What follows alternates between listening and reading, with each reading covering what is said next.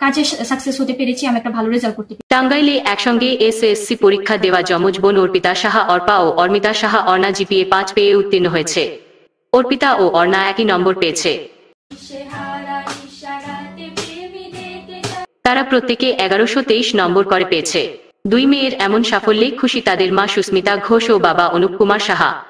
জানা গেছে, টাঙ্গাইল পৌর শহরের বাসিন্দা অনুপ কুমার সাহার যমজ দুই মেয়ে অর্পিতা সাহা অর্পা ও অর্মিতা সাহা অর্ণা টাঙ্গাইলের ড্যাফোডিল ইন্টারন্যাশনাল স্কুল থেকে এবার এসএসসি পরীক্ষায় অংশগ্রহণ করেছিল। তারা একসঙ্গে বিন্দুবাসিনী বালিকা উচ্চ বিদ্যালয় কেন্দ্রে পরীক্ষা দিয়েছে।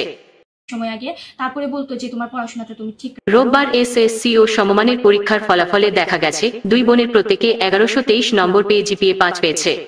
অর্পিতা সাহা অর্পা ও অর্মিতা সাহা অর্ণার বাবা অনুপ কুমার সাহা টাঙ্গাইল ওয়ালটন প্লাজায় সিনিয়র এক্সিকিউটিভ ম্যানেজার হিসেবে দায়িত্ব পালন করছেন।